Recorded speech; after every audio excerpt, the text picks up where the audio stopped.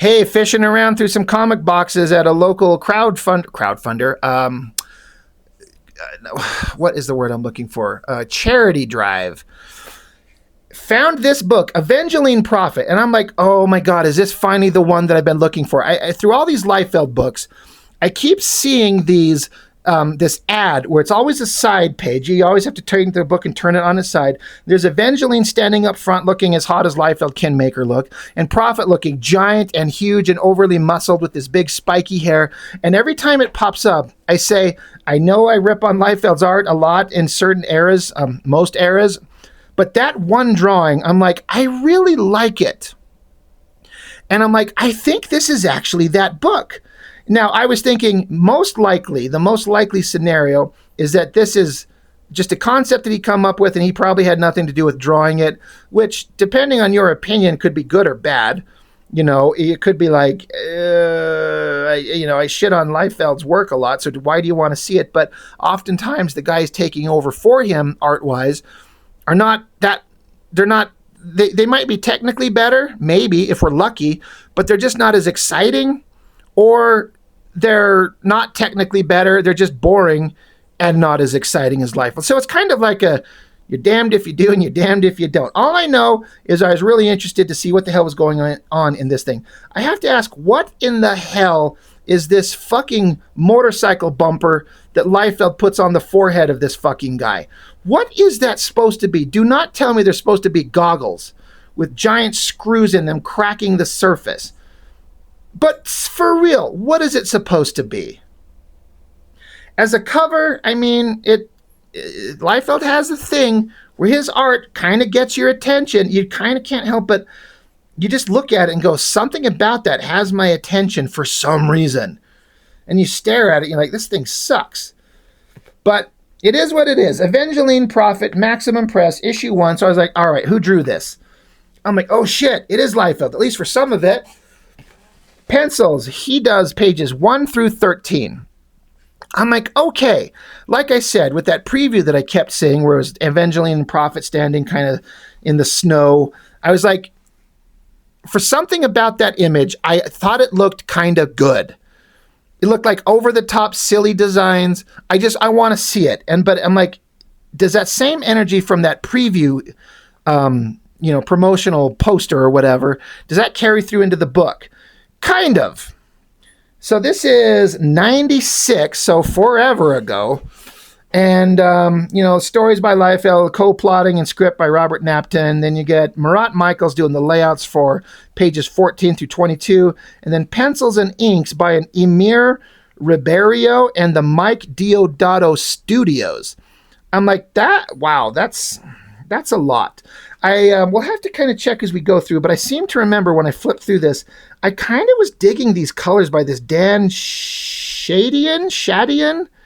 That's another name I'm not familiar with, but I kind of like the coloring. I kind of felt like it fit. I kind of like the way this looks. This has everything that's silly about Liefeld, but it looks like he's trying to like take it to kind of like a over-the-top extreme, pardon the pun. Like that big poofy spiky hair thing that just suddenly Prophet had. Like he always just had long flowing hair. Now it looks like he stuck his finger in an electrical socket, like in a cartoon, and it just poofed out. And then he just was drawn this way. I kind of suspect, some of you who know better can correct me, that maybe this was a design that Stephen Platt started doing with Prophet, and Liefeld was like, yeah, I like that. Maybe. So we have, of course, as is the case, whenever it's Liefeld, he's going to have a single character walking around searching for something. We saw Snake Eyes do this. We saw his character in Last Blood do this. We've seen Youngblood recently do this. We've seen every fucking character in every book that he does. It's some guy who's so tough and so badass and so unbelievably cool and awesome and unbeatable. We just can't help but be in awe of what a super powerful, heroic, monstrous badass he is. But he's always walking in somewhere that's a snowy mountain or a tropical island or a frickin' desert or just nowhere. So the backgrounds become hyper simple to draw, and even then it still kind of cheaps out on it. All that aside, I kind of dig this drawing of Prophet. I kind of like the head. I know this is supposed to be a classical mask design, like Shatterstar used to wear this stupid thing, but I just refer to him as they're either coiled dog turds glued to his face, or I like the idea that they're like mind control worms that are stuck to his face and controlling him. They're just worm alien things stuck to his face, and that's just the pattern.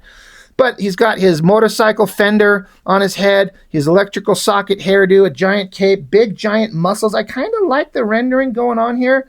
I'm typically not a fan of Sabal inking Liefeld, but something about this one's kind of working. I kind of dig it. And of course, the text is like, it just goes on to explain to you what an epic badass he is.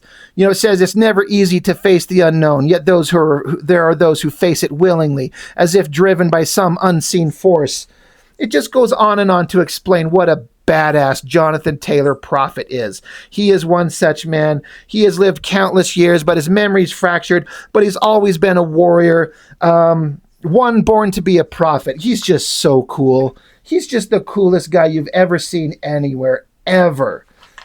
Don't you dare think otherwise. Do we have to have every close-up of the face of fucking gritted teeth bullshit? He doesn't have to be gritting his teeth just because he's walking through the snow.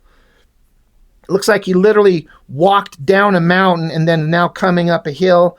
And then there's actual biblical passages, I'm guessing. I mean, I don't know passages. I don't know all the books of the Bible. Jeremiah 23:28 says, let him tell a dream. Sure. Prophet's talking about in his head how he's had a dream that lured him out into this Arctic wilderness, reoccurring sounds, images, some kind of great city, tortured, sobbing, forsaken beings in there, the angelic face of a woman he's never seen before. It's driven him to come to this place. So he can stand there in the middle of the snow and look at all these mountains that just look like they're just triangle shapes. They're just like Egyptian pyramids covered in snow. Liefeld, it's like every mountainscape does not just have to be a triangle shape. Yes, I get the point where a mountain, it's a peak. But have you ever just gone out and fucking looked at a mountain? It's not just triangular peaks. Like, this is so dumb. This is so lazy.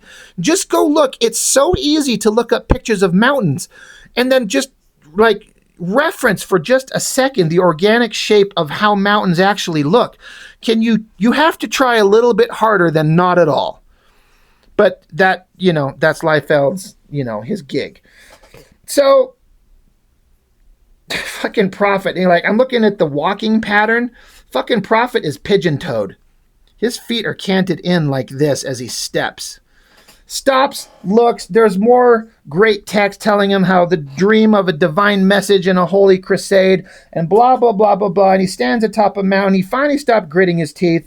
He's looking. He's awesome. He's an epic badass. Stares out into the whatever.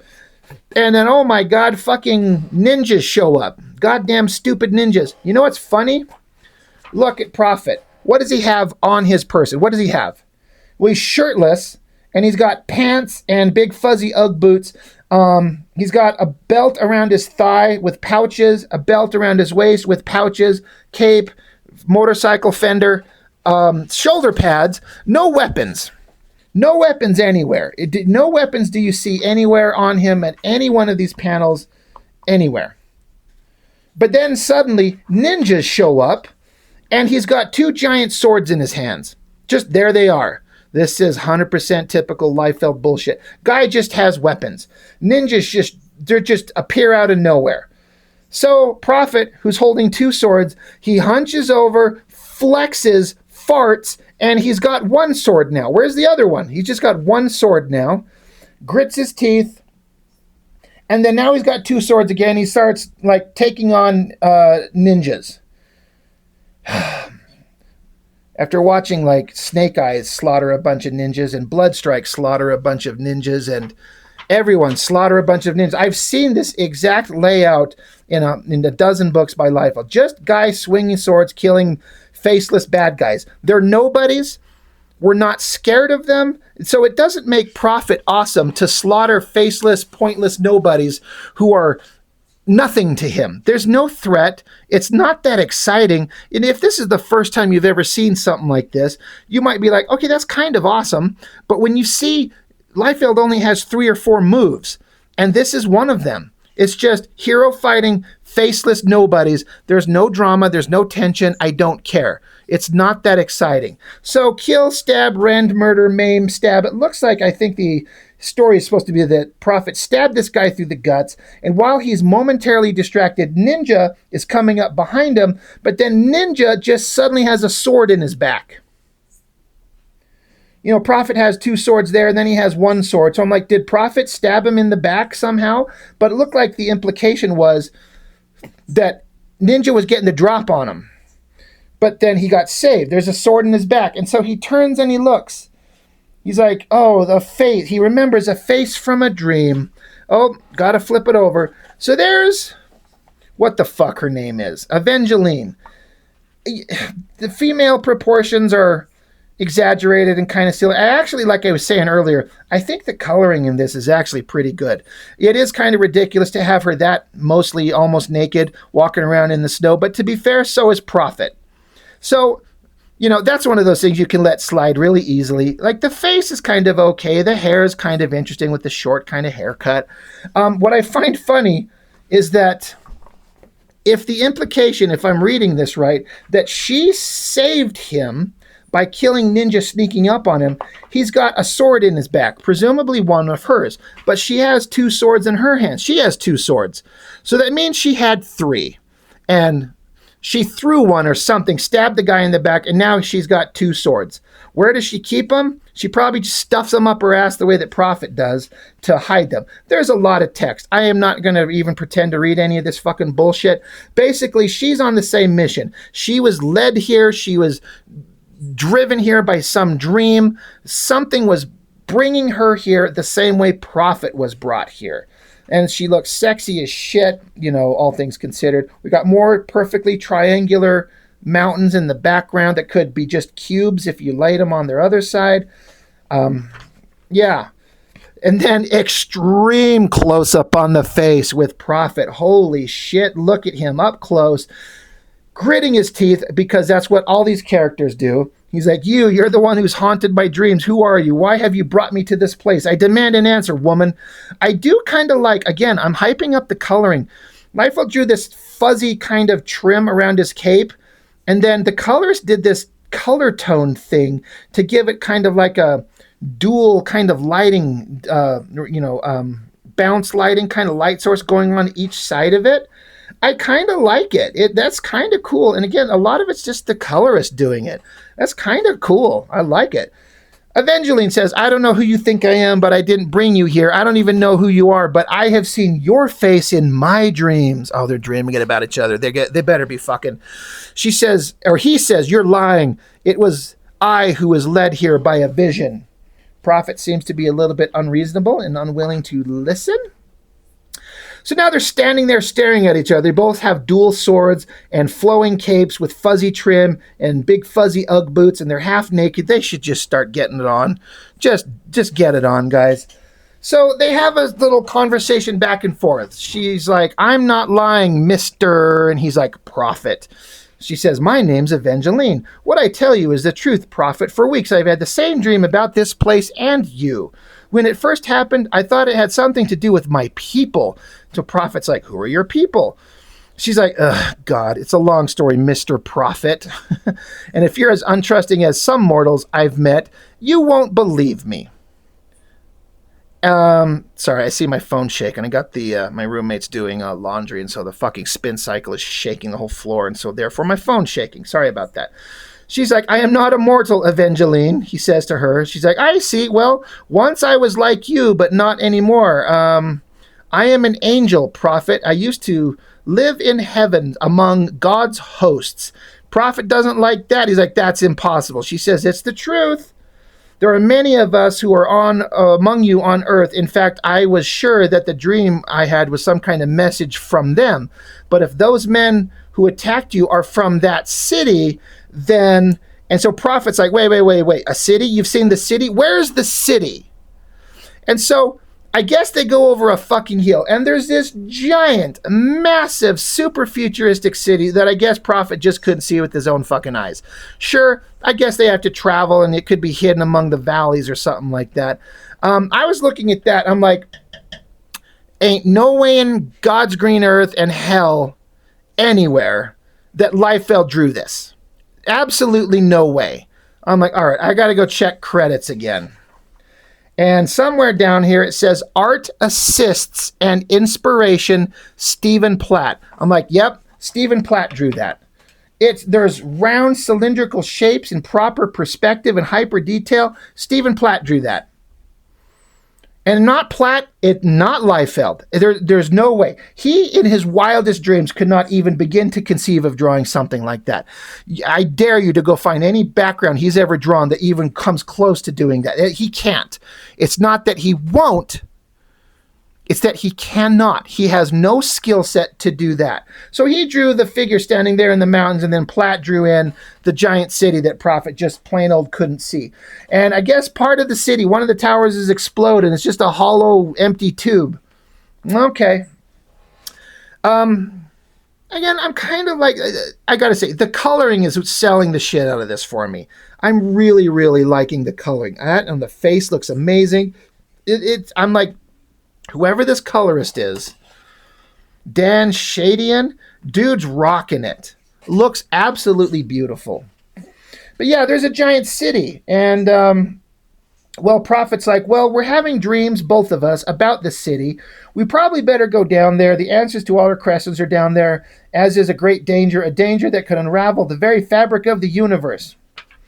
Well, that sounds scary. And so that's the end of Liefeld's art, which was not the worst thing he's ever done. It's kind of fine. But now we switch over to some artist, Emir Ribeiro and the Mike Diodato Studios.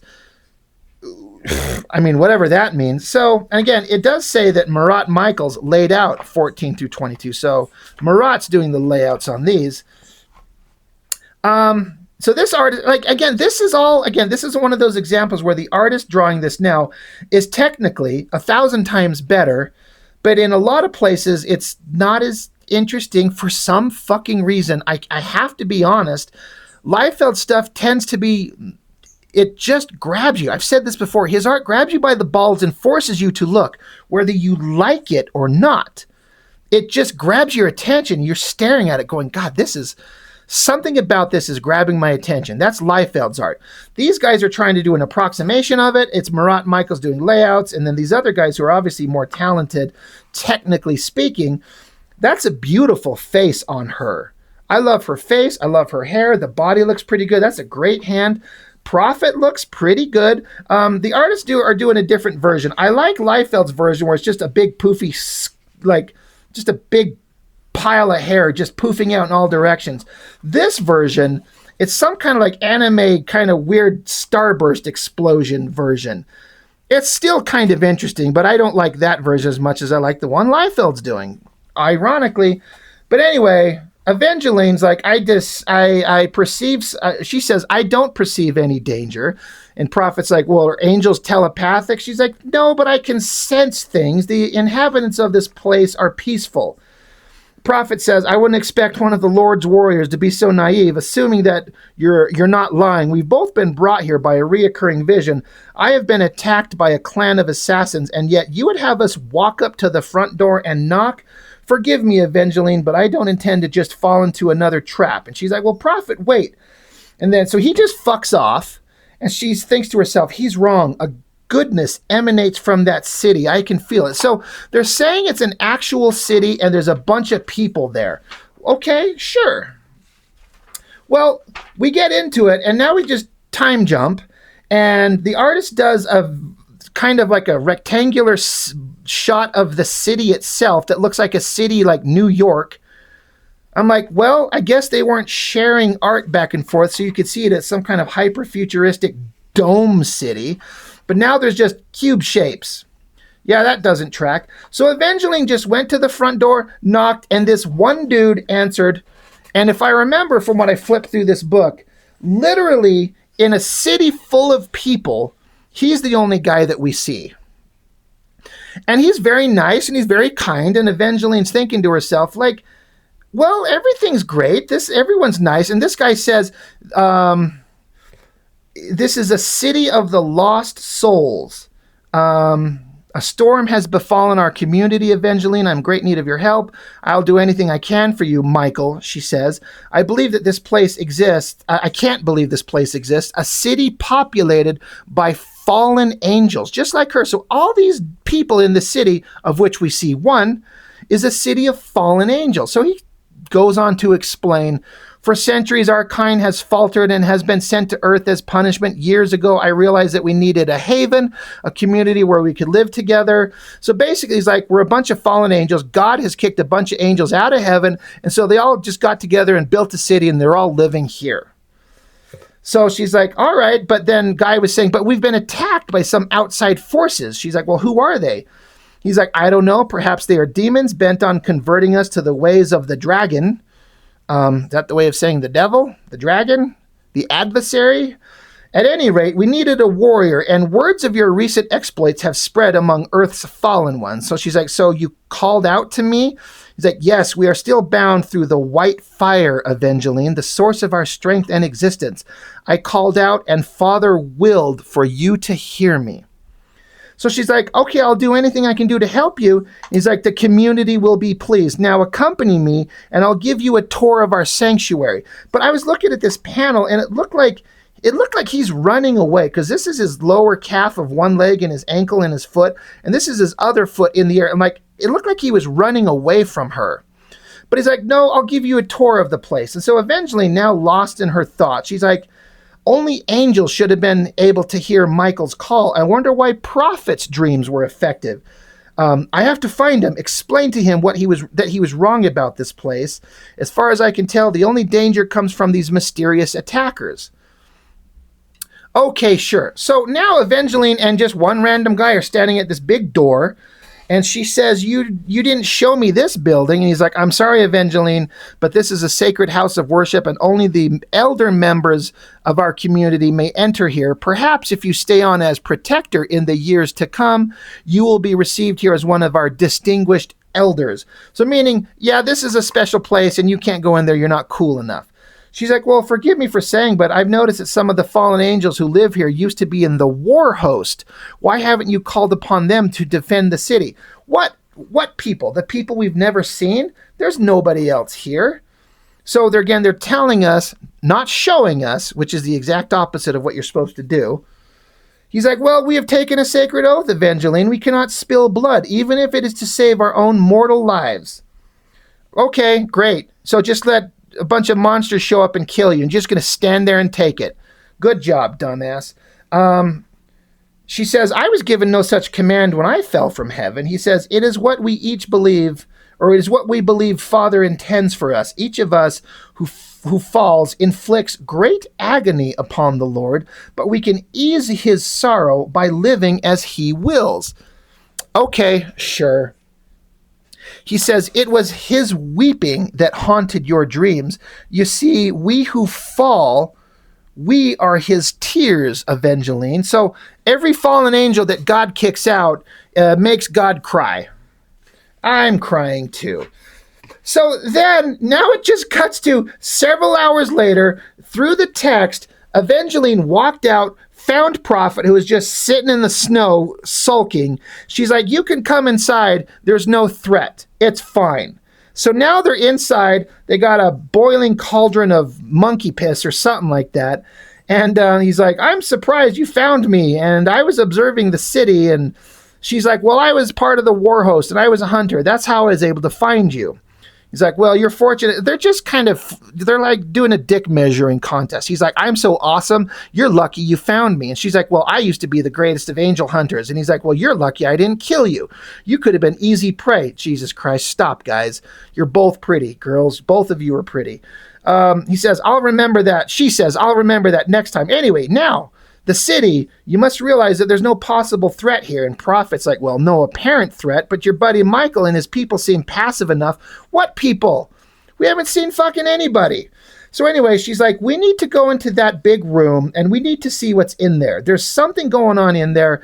The secret's behind that giant door. We need to search. He's like, all right, then, great. Our search begins there tomorrow. Then, shortly, They're standing out on top of some ridge above it somewhere, I guess, with this ridiculous poofy starburst hair. They look down. They're like, look, somebody's coming. This guy's going to open the door. And the guy says, oh, Lord, hear. Oh, Lord, forgive. Oh, Lord, hearken and do. And then the door starts opening. So they're like, oh, shit, the door's opening. Hurry, jump down there and sneak inside the door before it shuts behind them.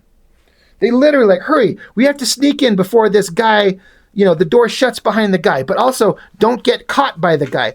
So the door's coming down, they dive and they slide in like, holy shit, that was close. Prophet says, we got to find cover before our friend sees us.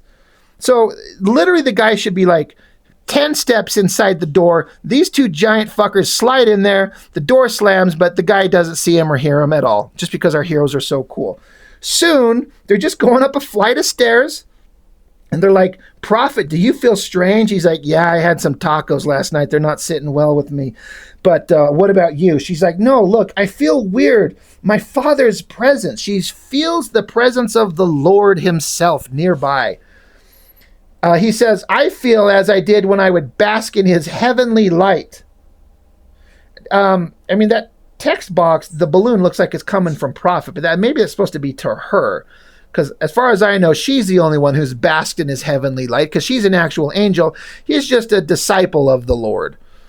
Anyway, they look and they see something. Up the stairwell, they look, and she's like, oh my God, now I see, I understand. And the Prophet says, Avengelyne, what is it? I was like, legitimately like, what are we going to see? What is going to be here? I was like, are they going to have God trapped? Because she's like, I feel something that I only feel when I'm in the presence of the Lord. I'm like, oh my God. They should have the actual All-Father himself, the Lord God, in prison. No, it's just a giant ball of light. Well, I'm like, well, that could still be him. And they're like, she says, it is a tear of God. And Prophet says, what? She says, it is a mere sampling of the white fire. Mortals would call it energy, but that is hardly descriptive of its true nature. It is power, the power which forged the universe, the power which my Father used to create me, to create everything. Perhaps it fuels the city. Prophet says, Avengelyne, I am well versed in the technologies of man. This is not configured to be a power generator. It is designed to be a weapon. Of course it is. So she's like, a weapon, but who would commit such a transgression? It is abhorrent. So then they look down, and the one dude who walked in the door, he's just down there touching buttons on a theoretical cybernetic keyboard. He's like, look, it's the angel who came in before us. They're like, is he activating it? No, Prophet, of course. And it says, quote, he's sacrificing his life. He's adding to the weapon's power. Yeah, there's quotation marks around it. I think somebody screwed up. It starts with the quote. He's sacrificing his life. He's adding to the weapon's power. So this fallen angel kills himself, and then I guess his life force beams into this giant ball of, ectoplasmic, otherworldly, heavenly jizz. And they're like, oh my God, this is abhorrent, and is to be continued in Prophet Avengelyne. I'm like, isn't that what we're reading?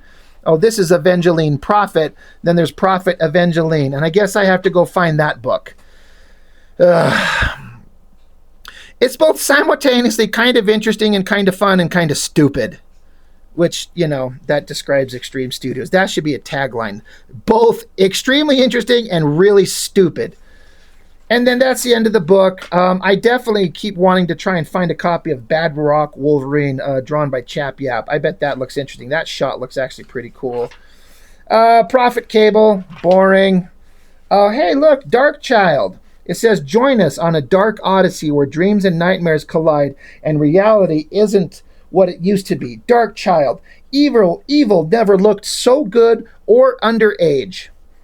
I recently reviewed the first issue of this thing, and I'm like, everything was kind of fine except the fact she's a 17-year-old high school girl, and they hypersexualized the hell out of the character, and it really felt odd. Oh shit, look at this. Avengelyne swimsuit issue. Unbelievable photos, breathtaking illustrations. So I do remember, like, this girl, I'm pretty sure this is supposed to be that Kathy Christian who was, she was in a Vampirella model, and then Liefeld grabbed her and was like, hey, come be my exclusive model for Avengelyne. You'll co-own the character, and we'll just kind of build off your hotness and your presence and blah, blah, blah, blah, blah. And she's pretty. Well, I gotta say, I don't know who this blonde girl is. Like, she's kind of fine there, but that shot of that girl right there, man, is she smoking hot. Smoking hot. She could get it. She absolutely would not want it, but she could definitely get it. And so could the other girl. They could both get it, but they both would not want it. They would double not want it. Anyway, Avengelyne Prophet. Kind of interesting. You know what? Superstar is the colorist. I like Dan Shadian's work. That guy knew what he was doing. It just worked. I'm into it. Liefeld stuff it's his stuff. It's kind of in that mid-range world where I kind of like it than the shit he's doing now. It's kind of fine. It's fine. Kind of fun. I'm glad I finally got to see it. That's what I can say. I've been wanting to see this damn book forever. I'm glad that I finally got it to cross my hands, and now I can be like, okay, I've seen that ad forever, and now I know what happened in it. I guess I'm going to have to see if I can find the Prophet Avengelyne Part 2 and see where the hell this story goes. So anyway, that's all I got for now. Thank you, as always, for joining me. I really appreciate it. I'll see you next time.